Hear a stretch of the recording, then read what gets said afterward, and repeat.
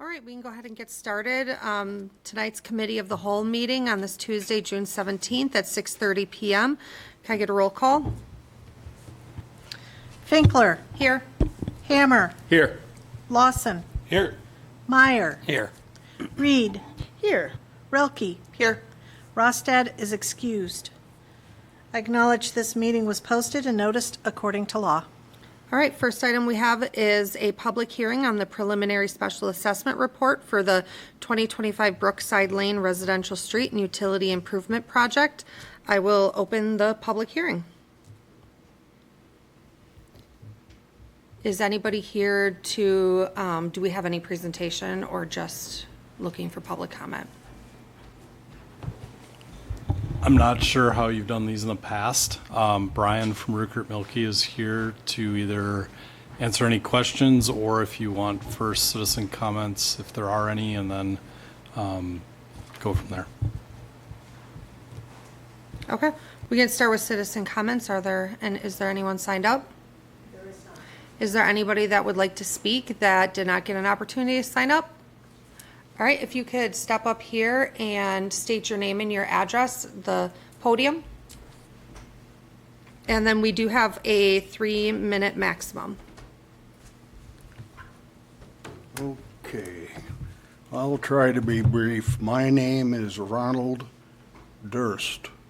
I live at 403 Brookside Lane in Columbus, the street that's being affected by the new changes. What is the start date? When is the road going to be redone? Brian, do you have a start date? The start date right now is tentatively the end of July through the second week in September is substantial completion. So there was a letter that Susan, I believe, mailed out the other week prior to her absence that should have included that. I don't know if it did or not, just because of her timing of when I completed mine and her absence. So So start end of July correct, through. correct. Yes, Okay. there might be some work that happens prior to with electrical and gas from the department. We'll have you come up to Yeah. the chair here. Otherwise, nobody can hear. Gas started this week. So, that started. Tentatively, the project. How much is it gonna cost each individual lot? Well, not just mine. That's all I'm worried about. And curb and gutter, they were paid for, and the street was paid for once before when it was done. Of course, we live in a swamp. We've got the Second Ward ditch right behind us.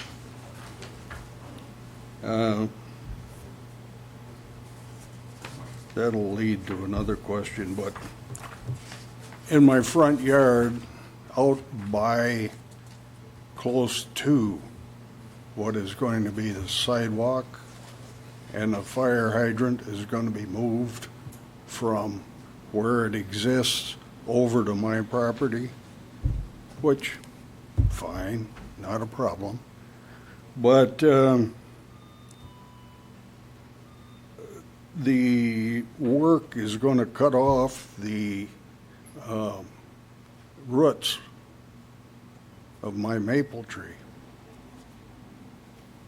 And I'd like to have that maple tree removed, please. I don't want it dying there like the trees that are dying along the Tower Drive and, okay. I realize it costs a lot of money. I've had trees removed and I've paid for them. It's not cheap. But I don't want a dead tree sitting in my front yard. and especially right next to the road and over the top of a sidewalk. Okay? All right, that is about time.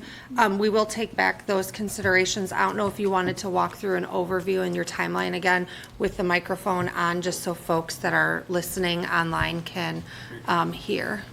Tentatively, the project right now is scheduled to start mid to late July through the second week in September is substantial completion.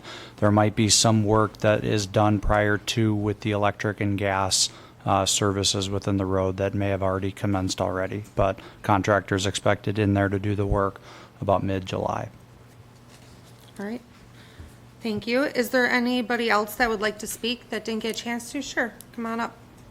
State your name and your address, please. My name is Rob Pratt. I live at 305 Brookside. The utility boxes that are, okay, back up once. I've been told that, yeah, it's an ordinance that when they put a new street in, it has to have sidewalk. But I've been told that there's a possibility that only one side is absolutely necessary. Is this something that has been taken into consideration, like only doing one rather than both sides? Because there really isn't a whole lot of pedestrian traffic. And with that in mind, if they're going to put sidewalk in on our side, the utility boxes are going to have to be moved. Who does that? Does the city do that? Or is it the utility companies? And I also have a maple tree that is probably going to be pretty close to the sidewalk that the roots will probably be damaged, and I don't want the same thing as Ron was talking about, having a dead maple tree in my front yard. I don't want it to be removed if it's not going to be harmed, but at the same time, it's going to be pretty close to the sidewalk. Who can say that it's not going to be damaged to where it dies? And again, like Ron said, fall on the sidewalk. And I also have a flower bed that goes right up to the street. I haven't been shown like exactly where the sidewalk, if it's going to be, how far up into the yard it goes.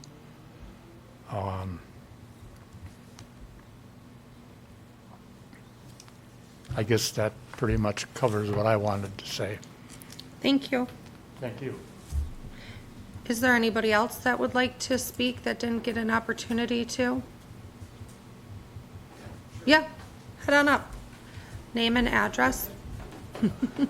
You know the drill. James First, 301 Brookside Lane.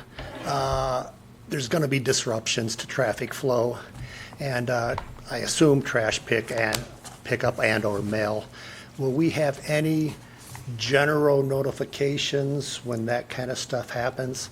Like, we put our trash cans out front and they circle around and pick them up.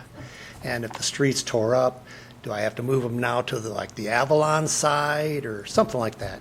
Just, how do we handle all the disruptions or notification on disruptions of traffic flow and or trash pickup, mail, etc.? That's it. All right, thank you. Anybody else that didn't get a chance to would like to speak? Do I have to ask 2 more times, even though I've asked like 5 times now? Okay, just want to make sure I'm doing it right. Is there anybody that would like to speak that didn't get an opportunity to? All right. One more time, is there anybody that would like to speak that didn't get an opportunity to? All right, I will hand it off now to council if there's any, do we have conversations in council and public hearings? I don't know if no, okay. Okay, so I can just close it? Matt. Matt, I would just say, any subsequent discussion and answering of the questions we can do under the council item when it comes to council later. okay, perfect. All right, I will close this public hearing then. All right, I will look for a motion to approve tonight's agenda. I'll move to approve tonight's agenda. Second. Alder Rolke had a first, Alder Meyer had a second. Any discussion? All in favor? Aye. Any opposed? All right, is there any public comment for the main part of the agenda?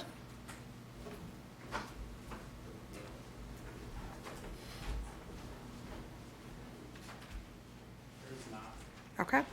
All right, on to new business. We're going to be running through a few alcohol licenses and tobacco and fermented malt beverage, it looks like. I just want to make a blanket statement on all these. We'd be looking to, there are some spattering within here of still waiting for pieces to the process to be brought to Susan. However, we would be looking for this to be sent to council and action taken if approval is chosen for pending final city clerk approval once through process. So we're just looking for that. So the first one is discussion of Class A alcohol license applications for licensing period of July 1st, 2025 to June 30th, 2026, which include those listed within the agenda. Is there any discussion? Everybody good with passing this on? All right, next one is discussion of Class B alcohol license applications for the licensing period of July 1st, 2025 to June 30th, 2026, which include those listed in the agenda. Any discussion? Good, moving on to council. All right, next one is discussion of Class B fermented malt beverage license application for licensing period of July 1st, 2025 to June 30th of 2026. And this is easy, so this is just one, so I'll name it, for Columbus Transport Company Incorporated, DBA Kurth Brewery. Any discussion? Oh, Yeah. no, I missed the last one. Only question was, how many Class B would we have after this? Trina, we still have 4 available. And I do know there is a potential of one of those going, so that would leave us 3 solid, in addition to a reserve. Awesome, thank you. All right. Everybody good with passing that one on? All right. Number 5, discussion of cigarette, tobacco, and electronic vaping device retail license applications for the licensing period of July 1st, 2025 to June 30th of 2026 for those listed on the agenda. Any discussion? Alder Meyer? We recently passed the vaping ordinance with a sales clause in there for punishment. Has that been sent out to these businesses? It has not. I was going to include that when they get their actual permit for the start of July 1st. Perfect. All right. Any other discussion? Everybody go with moving this on? All right, number 6, we'll move on to the discussion regarding ordinance amendments related to the appointment of zoning administrator and weed commissioner. So for this, we would be looking for, and I believe this goes to council, but just a heads up, we'd be looking for the zoning administrator to be referred to plan commission for a public hearing. And then, oh yeah, no, that's here, sorry. We'd be looking for the zoning administrator to get moved to Plan Commission for public hearing, and the weed commissioner to be moved to council. Matt, did you have any comments? So these are, we kind of joked at the beginning, dated terms and terminology, but essentially these are laid out in long-standing statute, and the question becomes, and what we've proposed, that these are more job description and city administrator appointments as opposed to them coming to council on an annual basis. So it's really your discretion if you feel these should move forward as they're drafted. As Molly explained, the zoning administrator has to go through a public hearing because it's a change to zoning code. So that would be a referral to Plan Commission, and the weed commissioner is able to move forward to the council if you're so inclined this evening. Any discussion? Alder Lawson. So, do we actually need these positions? It's my understanding that both are needed based on our current ordinances in terms of enforcement. That if we want, for the weed commissioner, someone has to be designated to issue those notices, citations, for those in violation, and that's traditionally been the Public Works Director. I think it makes sense to keep it with the Public Works Director. That would be my inclination. The zoning administrator is written into the job description for our Community and Economic Development Director's position, but recent discussion that this didn't necessarily ever come to council, so trying to make sure that we get this addressed moving forward. All right, any other discussion on that? Just one comment that I agree with, having both being an appointed position rather than having this have to come to council. The weed commissioner, we've had weed commissioners ever since I started in Columbus, so it's just makes sense to put it in the right place instead of council having to approve this. Alder Meyer? I think we need to rewrite the ordinance to include this into our grass height, to call out and condense this down into one ordinance. Just my 2 cents. If DPW's already taking care of it, they're going to be the ones taking care of the grass. Do we really need an additional ordinance calling out the weed commissioner when we can bulk it into one? Okay. That's something can take back to be looked into. Do you have any thoughts on that, Matt? Anything can be looked into. If you want to wait, I don't know that there's anything pressing that this has to go to council tonight, that we can go back and confer with legal staff on what the best way to move that forward to maybe eliminate multiple places if possible. Okay. Alder Reed? Oh, no, I would lean towards having the separate ordinances. It's the expected grass height versus a person being appointed, so I just don't feel like they have to go together. Any other discussion on this? All right, is everybody good? Just one Yep. comment. Yeah, I understand the position of Alder Meyer, but basically what the ordinance is that it's giving the city administrator the authority to appoint the weed commissioner. And again, it's something that's been done in the past. It's just that this is kind of solidifying the fact that we're giving the authority to the city administrator instead of the council actually doing any type of appointment. Alder Meyer? I totally understand what the mayor's saying, but we could literally copy and paste what's here and put it into the existing grass ordinance, and do the exact same thing by taking away the complexity of our ordinances. And the only thing that I would add in, and I'm not trying to pretend to be an attorney, there may be something where there's a section of our ordinances that talks about appointments and duties, and another section that talks about enforcement, and this is the question that obviously Paul has to decipher of whether can we condense this or do they need to say separate for some reason of enforcement if something would go to the courts or something to that issue. So it's really something that I can't weigh in. We need Paul's response on that. Okay, so let's start with zoning administrator. Is everybody good with that being referred to the plan commission for public hearing? Okay, so for weed commissioner, do we want that to be sent to council, or do folks want that to be sent back to be answered by Attorney Johnson, the question on the table, and then that get brought back to the next cow? I would recommend sending it back just to clarify with Marcus Meyer's opinions there, instead of bringing it forward at this time. So. Okay. Alder Roki? I think I'm good with that, although what I was going to say, I think complexity does not necessarily mean lengthy. Like, to me, it seems like it would be easier to find something if it was, here's where the grass height is, and when you're looking it up in Unicode, if, key phrases, you might not find something buried in a longer ordinance. I think it would be easier to just keep them separate, but I'm totally fine sending it to Paul for clarification too. Okay. Alder Lawson? If we're going to send it back to have it looked at, should we consider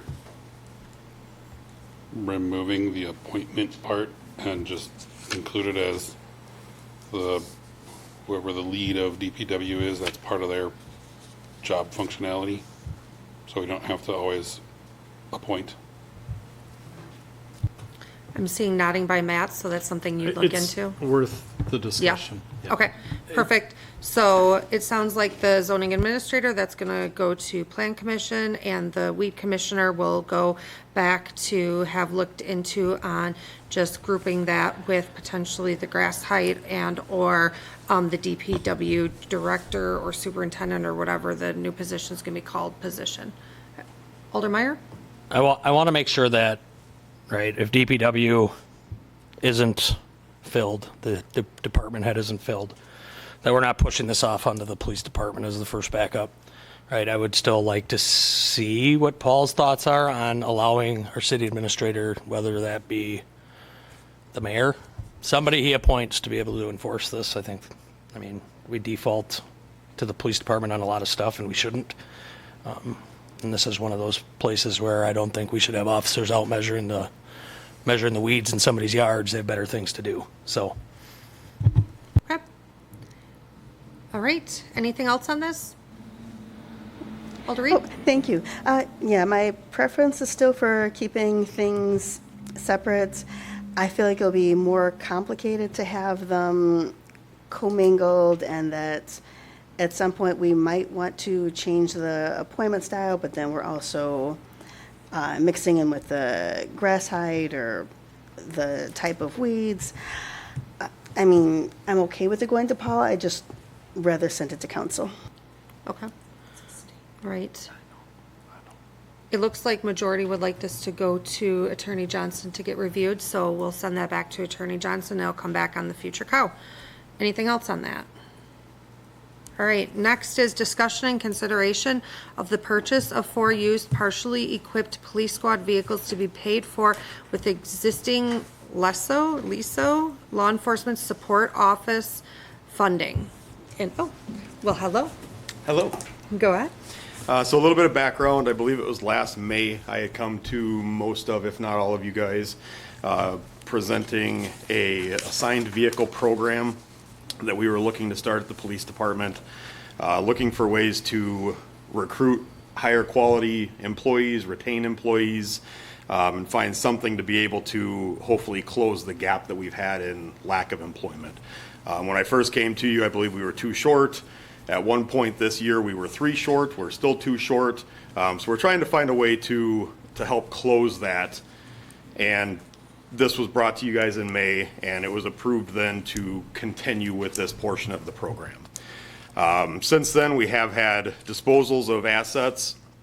I've had conversations with other departments, including Appleton and Superior, that have similar programs as far as how they run those. And we have an opportunity right now, and that's the agenda item that's in front of you, to purchase 4 squad cars that are partially equipped, and at the end of the day would save considerable money over buying a vehicle and then all the equipment that needs to go into it. This is a step on this process. This is not the start of the process. This is not the end of the process.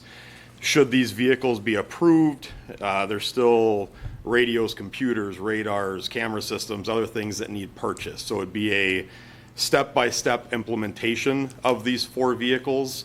But this gives us the opportunity to purchase vehicles that have moderate miles, partially equipped, to save us the money on that end, that all look the same. They all came from the same department, so instead of having different colors and different setups, this would give us some of that, the uniformity that we try to maintain. So there's still a lot that needs done. I will admit that firsthand.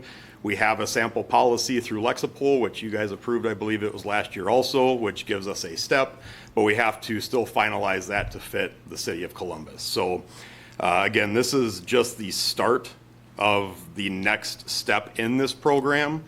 Should these be approved, they're not going to be issued tomorrow. My guess is the first time you might see one of these cars on the road equipped would probably be late this year or early next year by the time we finish getting the rest of what we need. So I will gladly answer any questions that you may have regarding the program or the purchase, and we can go from there. Alder Lawson? Are all these in running condition? Yes, so they've all been checked. They all are in running condition, somewhere between 80 and about 100,000 miles. All of the equipment has been looked at, and what is currently in them is all functional. What's the average lifespan of a squad car mileage-wise? So most places are running them somewhere between about 120 and 150,000. So the oldest one of these would have to get replaced probably the soonest out of all of our squads, or do we already have squads that are close to that replacement? Potentially. So some of it's going to depend on when it gets put into service. And what this program would not do is it would not change the current plan of a new squad car per year. So once the program gets running, because the vehicles would have less miles per year put on them, they're going to last longer. So we would still be on a 1 vehicle per year rotation as we currently are. And obviously, should the LISO program continue, if we continue to get funds, those funds could potentially assist in replacing sooner if necessary as well. Alder Meyer? I was not here when this was initially brought forward, so I want to thank Dennis, Chief Weiner, for getting me that policy today. I was able to review some of it. But I have several questions. So, I mean, in order for us to make a truly informed decision, I guess my biggest question is if the LESO program stops next week, what are the estimated tax impact to continue this program, for one?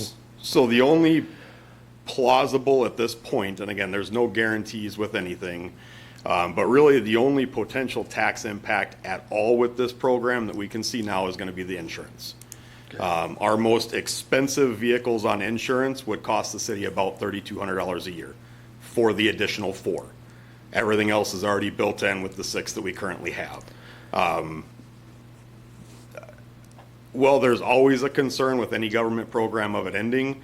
I believe the LISO program, if I remember right, has been in service for 20 plus years. And what I can tell you is that even if it were to end, the current property that we have, unknown for sure, but estimated, we would have enough to finish outfitting the 4 that we're requesting today. Okay. You talked about insurance. That was my other question. Have we reached out to insurance on any changes to our coverage premiums with changing to a take-home squad program?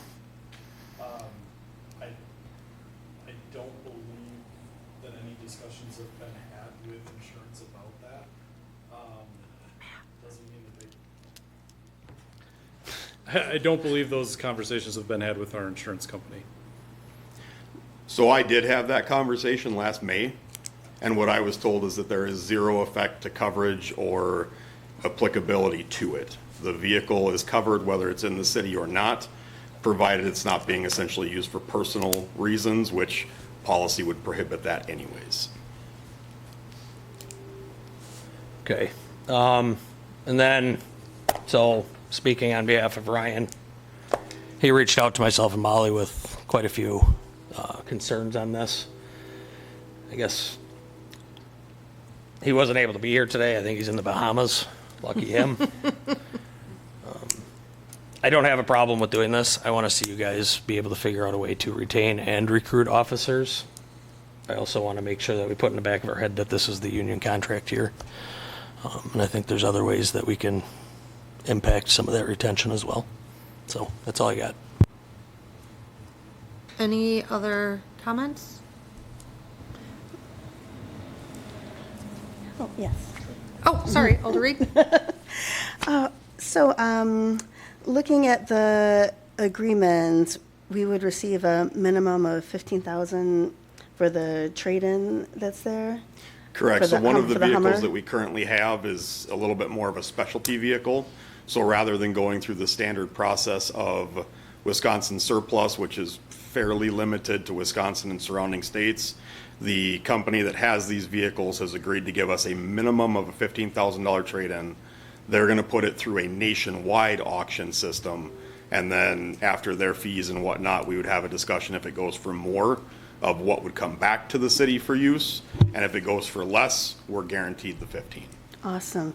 I was looking at a couple of nationwide auctions, and it looks like the vehicle is tending to go between 30 and 50,000, so fingers crossed that there might be a substantial amount of possible funds coming into for upgrades of the squad. So Absolutely. here's hoping. Alder Lawson? Does anyone know if disposing of the Hummer that way violates our policy, or do we need to approve it as a waiver of the policy or anything special?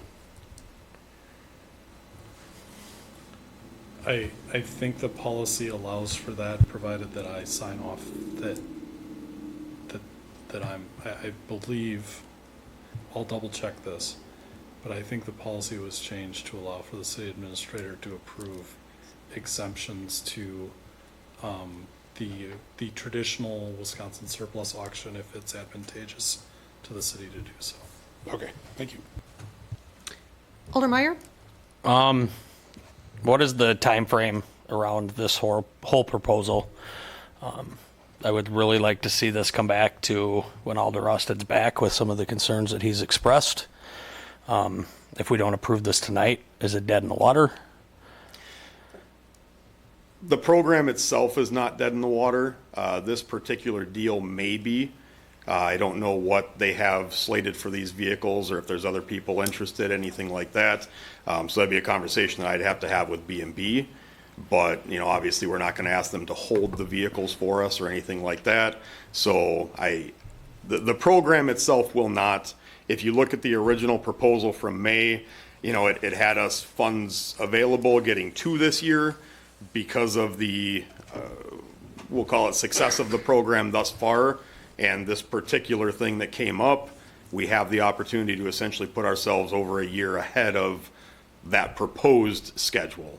So it wouldn't kill the program, but it may push it back because now we're going to have to find individual cars, additional equipment.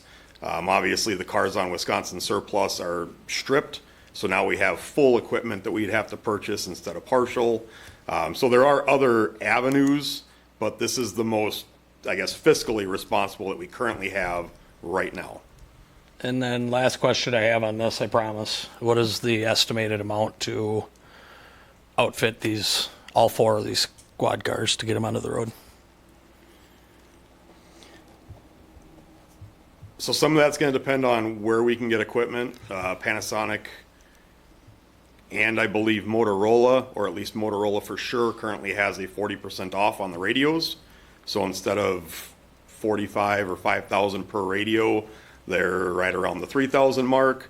But if I had to give a guesstimate for you, we're probably still looking at another probably 7,000 to 10,000 between radars, radios, computers, mounts, cradle points, everything else that has to go into them. Per squad? Per squad, Okay. Correct. Which is why we'd be looking at probably later this year for one, depending on what other assets go for the rest of the year, we would have them done by then, but again, it's all dependent on what things go for in auction and what we can get, what their current prices are, everything like that, so. All right, I got nothing else. Okay. There are a couple questions that Ryan had that I'm wondering if I can just ask for him in behalf, just so we can continue the process. Does anybody have any concerns with that? Okay. So he's looking to see if we're gonna allow, is it in county only, or are we gonna allow out of county? Is that gonna be in the policy? I guess one of the biggest problems I'd have with saying in county is that we abut at least two. Yeah. So which one are you gonna pick? You know, and if you look at, and if you look at recent house prices in Columbus, you look at starting officer salaries, there's not a whole lot that's affordable in the city for a new officer. So one of the discussions that's currently been had is allowing a 15-mile radius, which then opens up 4 or 5 other jurisdictions that have some lower priced housing and some more options. But obviously that would then include Columbia, Dane, and Dodge. So that's more policy side of exactly how far do we allow. Again, I've already had the conversation with the insurance company that this does not affect the insurance coverage regardless of where it goes. So then it would just come down to policy of what do you or do you not do with the car? Where does it get parked? How does it get stored? And that would all be a policy that would be written prior to the first set of keys going out the door. Okay. Where will the money for the maintenance come from? So statistically on the studies, and there haven't been a lot of them done, but the studies that have been done is that maintenance and fuel usually either balance themselves out or they'll actually lower. Because instead of one car getting, let's say, 300 miles a day put on it, you now have one car getting 100 miles a shift put on it. So as far as oil changes, that all balances out. Instead of one car getting 3 a month, you've got 3 cars getting 1 a month. So statistically, usually maintenance either lowers or remains consistent. And again, depending on mileage and how often they're used, fuel usually does about the same. While you're working through the purchase and getting the squads outfitted, is there storage available for those 4 extra vehicles? So we do have, with the transport company that's been doing a lot of the work for us, I do have some conversations with him as far as storage.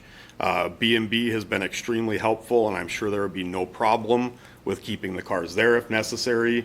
We do have some spots left at the police department, and then obviously, depending on how fast this were to progress, once vehicles start getting assigned, that opens up spots at the police department. So there is a lot that goes into it. Again, as far as the 15-mile that's been discussed, as of right now, if the policy, which I think it's in the draft, and it's one that we've discussed, is that they would not get one while on probation.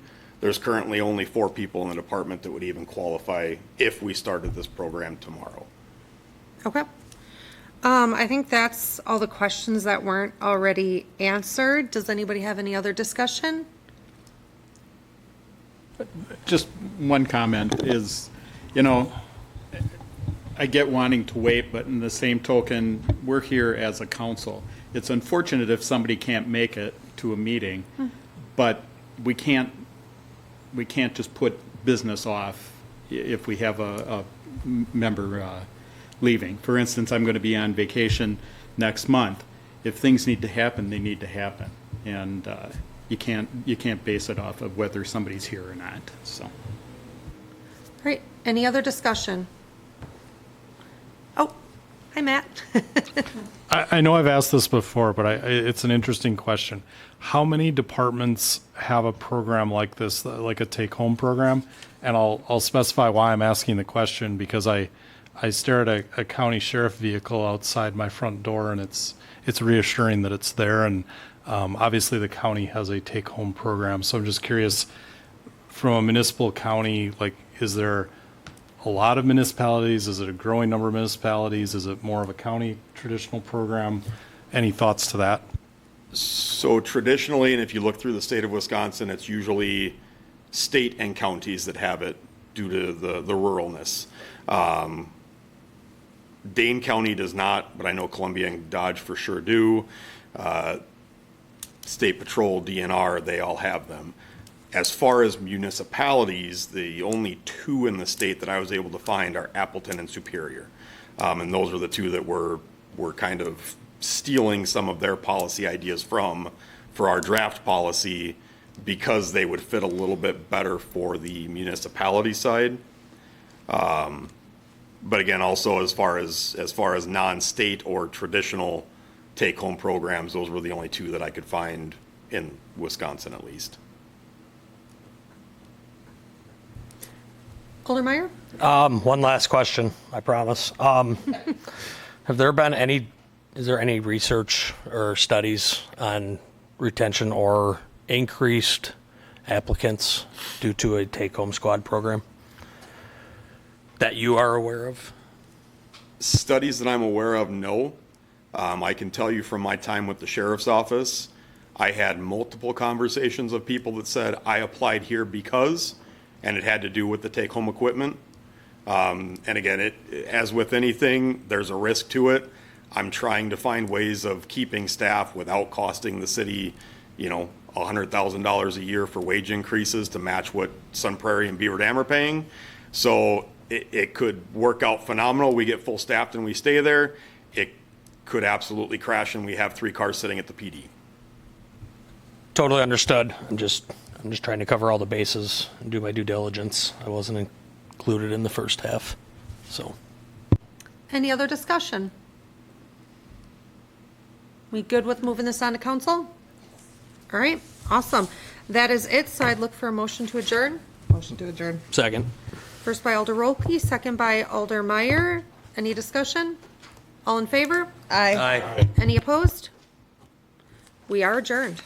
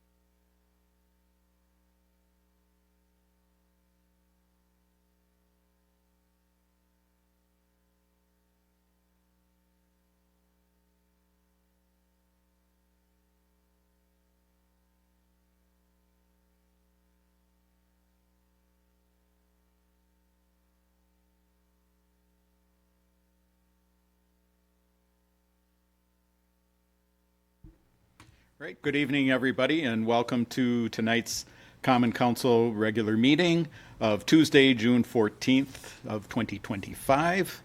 And welcome to those that are watching via cable. And could I have a roll call, please? Finkler. Here. Hammer. Here. Lawson. Here. Meyer. Here. Reed. Here. Relke. Here. Rostad is excused. I pledge allegiance to the flag of the United States of America and to the republic for which it stands, one nation, under God, indivisible, with liberty and justice for all. I acknowledge this meeting was posted and noticed according to law. Okay, would like a motion to approve tonight's agenda with moving item number 5 under new business to after department reports for file. So between that and consent agenda. So.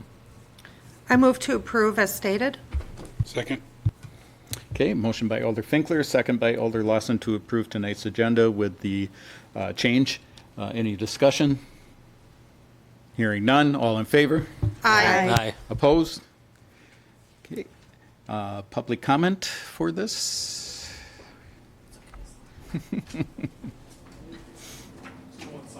No one? Okay, thank you. Then we have department reports for file, which is the fire department for May of 2025 and the police for May of 2025. And then we will move on to item number 5 under new business, which is consider and take action on the approval of the preliminary special assessment report for the 2025 Brookside Lane Residential Street and Utility Improvement Project.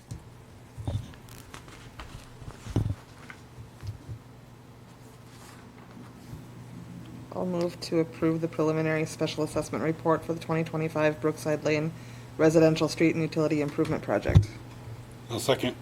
Okay, motion by Alder Rolke, second by Alder Lawson. Any discussion? Alder Meyer? Do we need to include, I mean, I guess we need to discuss some of the concerns that came out of it. I think they are legitimate concerns on the trees. I can tell you, if we're doing work to put sidewalks in, they're paying for it, first of all. But if we're going to end up with people in harm's way because trees are going to die because roots are damaged, I guess in my opinion, that needs to be paid for by us or by the city. It's the right thing to do. And I expected them to have a much more sour attitude about the whole thing. And with it just being 2 trees, I think that's the least we can do to make this right. Matt? Public Works Director is working with Rickert Milke to look at the sidewalk layout and reduce impact to the trees. And I think if they're able to meet some resolution to reduce that impact or eliminate the impact of the trees, that's a win-win. And if there's impact to trees, we will revisit that removal and likely bring an action item back to council to authorize the city removing those trees. Then I'm good with it. Okay. Alder Rolke? I was just going to say that I agree with Alder Meyer that if there is damage to the trees, that should be the city's responsibility, but also none of us are qualified arborists, and I don't want to summarily take down trees that might be just fine. You know, one root getting damaged in a root ball may not cause a problem, so I don't want to just preemptively take down the trees. Right, and I was going to mention that. I mean, with all the years that I've worked at the utility and all the digging we did around trees and cut through roots and all that, very few, I can't even remember one tree that died because of the work that we did. Not saying that it didn't, but I just honestly don't remember. And there actually is a granular powder that you can put as you're backfilling that helps to protect or to revitalize the root system. So, okay, any other discussion on this? Hearing none, then all in favor of approving the preliminary special assessment report? Aye. Aye. Opposed? Okay. Now I gotta. Thank you, Brian. Okay, next on the agenda, get back in the right place, is to approve tonight's consent agenda, which is the Committee of the Whole and Common Council meeting minutes of June 3rd, 2025, and the mayoral appointments to the Public Spaces Committee and Zoning Board of Appeals. I'll move to approve the consent agenda. I'll second. Okay, motion by Alder Rolke, second by Alder Meyer to approve consent agenda. Any discussion? Hearing none, all in favor? Aye. Opposed? Okay, item number 4, we will pass over because that is being directed back for review. And then on to item number 6, which is to consider and take action on the Class A alcohol license applications for the licensing period of July 1st, 2025 through June 30th of 2026 for the items that are stated, with the recommendation that it would be upon all the paperwork getting in for the final approval by the city clerk. I will move to approve the Class A alcohol license applications for licensing period July 1, 25 to June 30, 26, pending final approval of the city clerk. Reed seconds. Okay, motion by Alder Meyer and a second by Alder Reed. Any discussion? Hearing none, all in favor? Aye. Opposed? Okay, next would be to consider and take action on Class B alcohol license applications for licensing period of July 1st, 2025 to June 30th of 2026 with the same stipulations as the last. I'll move to approve as stated. I'll second. Okay, motion by Alder Finkler and second by Alder Lawson. Discussion? Hearing none, all in favor? Aye. Opposed? Okay, then next would be to consider and take action on the Class B fermented malt beverage license application for licensing period July 1st, 2025 to June 30th of 2026, with, again, following the same as the previous approved. I'll move to approve the Class B fermented malt beverage license application for license period July 1, 2025 through June 30, 2026. Second. Okay, motion by Alder Rolke, second by Alder Meyer. Discussion? Seeing none, all in favor? Aye. Opposed? Okay, thank you. And then next would be to consider and take action on the cigarette, tobacco, and electronic vaping device retail license application for the July 1st, 2025 to June 30th, 2026 licensing period. I'll move to approve as stated. I'll second. Okay, motion by Alder Finkler, second by Alder Rolke. Any discussion? Alder Meyer. Do we have, are we up to date on that article? I think it's Article 71 that goes into effect on September 1 for that actually prohibits sales on a lot of these things. Have we had any type of, not against approving them, I just want to make sure that we're on the same page so that way we know what we're doing is right. Right? Anything with flavor enhancer is now considered illegal as of September 1 in the state of Wisconsin.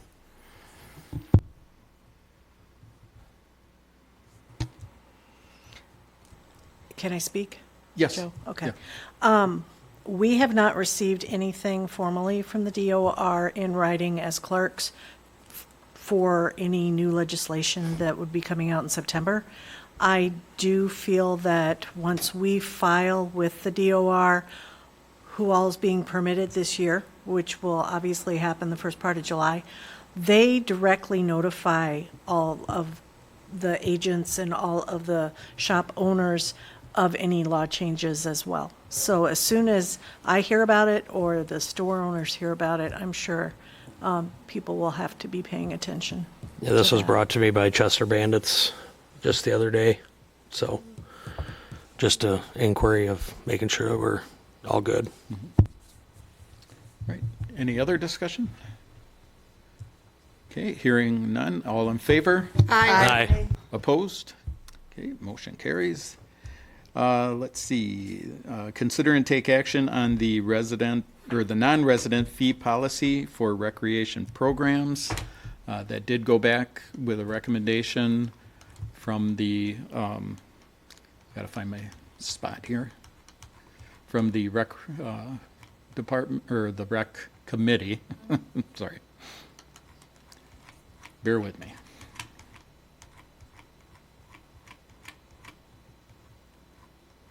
Oh, went too far.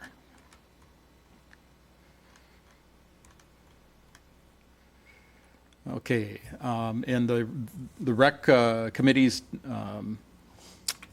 recommendation was to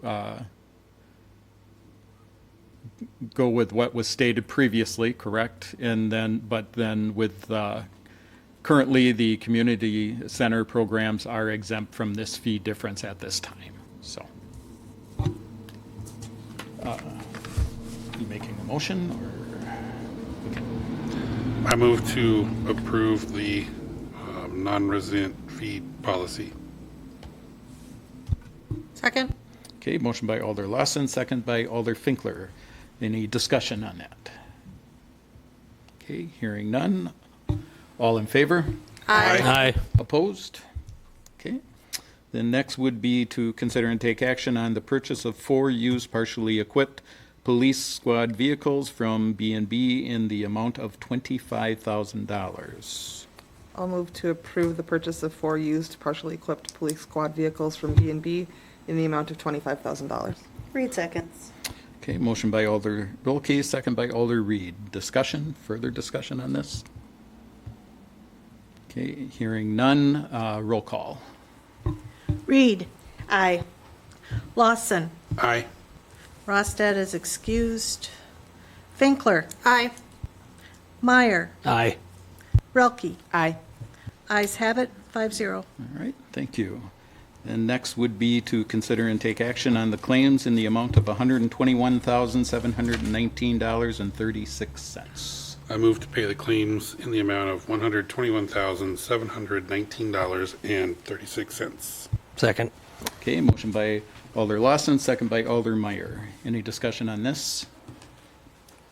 Hearing none, roll call, please. Relke. Aye. Lawson. Aye. Reed. Aye. Meyer. Aye. Finkler. Aye. Ayes have it, 5-0. Okay. Officers' reports. Mine will be very simple. I'm sure as everyone walked in the building tonight, or if you've been into the building recently, you've noticed the mural going up.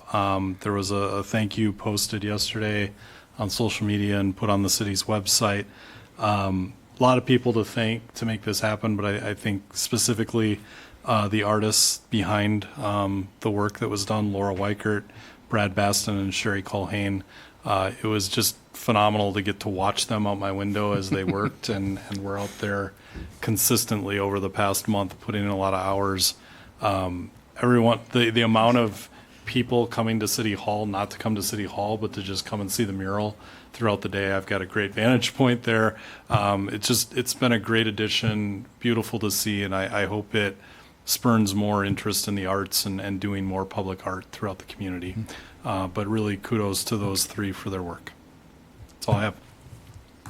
Yeah, I concur. It was fun to watch, and the praying mantises are my favorite part of the whole thing. So, and that's really all that I have, other than just, with hot weather coming up, ask residents to watch out for their neighbors that may be, elderly or just somewhat challenged, that somebody's out watching out for them during the warm weather. So with that, I would look for a motion to adjourn. Move to adjourn. Second. Okay, motion by Alder Finkler, second by Alder Rolke to adjourn. Discussion? Hearing none, all in favor? Aye. Opposed? We are adjourned. You move so slow.